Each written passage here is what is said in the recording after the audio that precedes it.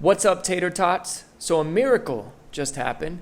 I just watched a full Andrew Tate clip, and I agreed with like 90% of what he said. So let's break this down.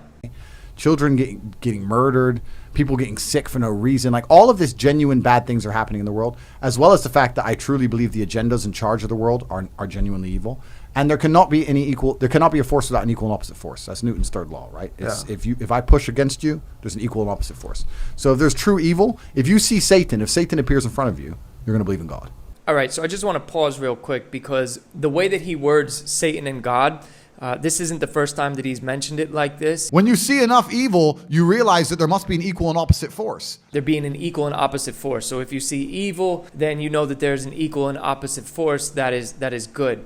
And although I understand what he's trying to say, this isn't the Christian view of good versus evil, and it's definitely not the Islamic view of good versus evil, because in those worldviews, the devil is just, he ain't got nothing on God. His force is not equal and opposite to good. It may be opposite, but it is 100% not equal. That's kind of more like dualism and yin and yang and positive and negative energy and like new age mysticism. It's kind of that thing, and there's levels to that as well, but it's not Islam as what he's trying to discuss. Right? Yeah. And that's what happened for me. That's the first thing.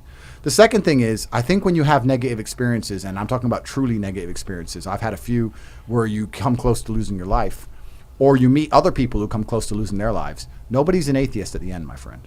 He will not be an atheist if he gets stabbed and he's about to die. And he'll be praying to God like you've never seen. Yeah. Atheists stop being atheists quickly when the game gets real. So all of us innately understand in God. The most atheist man alive will pray if he really needs help. I always say, like, you can be an atheist until you really got to go number 2 and you're stuck in traffic. So I think we all innately understand God. God's certainly real. God has, like Tam said, giving us innate understandings of what's right and what's wrong. And also, if we're going to talk about happiness, as James said, we're here to be happy and we're here to enjoy ourselves. It's through God that you're happy and enjoy yourself. Well, technically, we're not here to be happy and to enjoy ourselves. Both the Islamic version of God and Christian God, they care more about like holiness than happiness, or moral life than you just, being happy.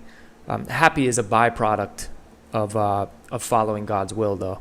It's not through that black hole of hedonism. It's not through endless and supercars and booze, and it's not those things. You can find any man who goes down that hole and tell me, are they happy? The answer is no. Who's the man who's happiest? The man who's praying.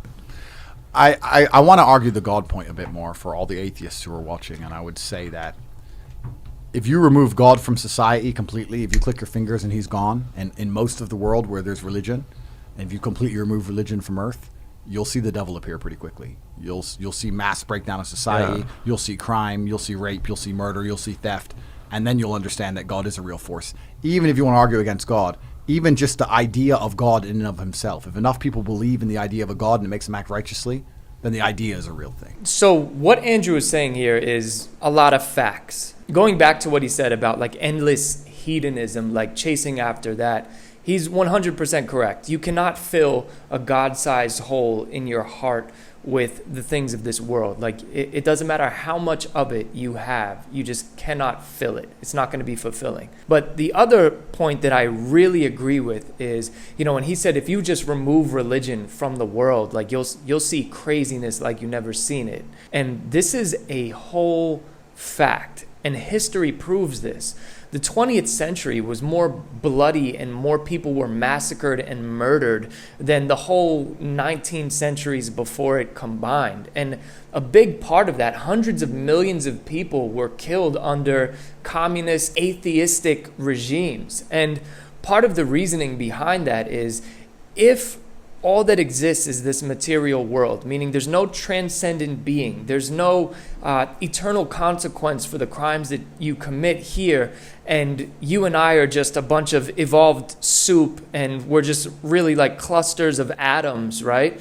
Then there's really no such thing as right and wrong. If I'm just a clump of atoms and I punch you in the face, it's really just my atoms bumping into your atoms. Like there's really no right or wrong in it, right? And this framework and thinking like this can really dehumanize people, because if there's no eternal consequence for anything that you do beyond this life, and you're like 100% sure of that, that can really trigger like primal evil, like animalistic evil, survival of the fittest mentality. And when you live like that and you view the world like that, this is why a communist atheist regime can just massacre millions of its own people without batting an eye, because they don't look at them as people. They don't look at them as somebody that they are necessarily inflicting harm on. It's just survival of the fittest, and the regime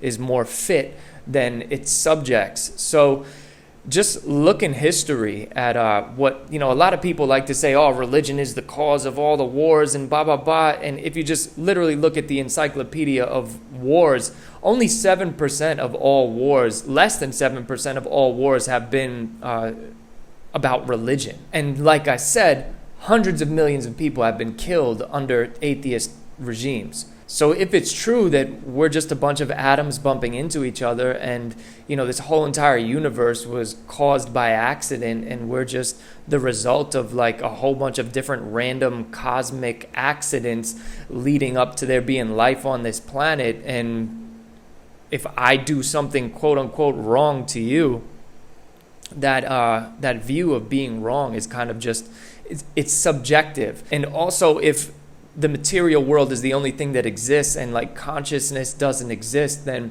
we can't even be held accountable for our actions, because we're really just responding to neurons firing in our brains. So nobody is really consciously choosing to do something or not do something, whether that's harmful or viewed as good within societal framework. So in this case, I agree with Andrew Tate. And what's interesting is that he unknowingly spoke about some end times views that Christians have. When the world is coming to the end, there are many Christians who believe that all of the Christians are going to be removed from the planet in something called a rapture, meaning in an instant they'll be taken away and there will be no more Christians left on the planet. And it's funny how Andrew Tate says, if you want to see the devil show up, remove religion. Well, according to that view of the end times, that's exactly what happens. God removes all the one true religion from the planet, Christianity. He removes all of the Christians, and then that's when the Antichrist comes to power. Now, there are brothers and sisters in Christ who view the end times a little bit differently than that, but I do just find it really interesting that what Andrew is describing actually falls in a line with a lot of Christians' view on eschatology or the end times.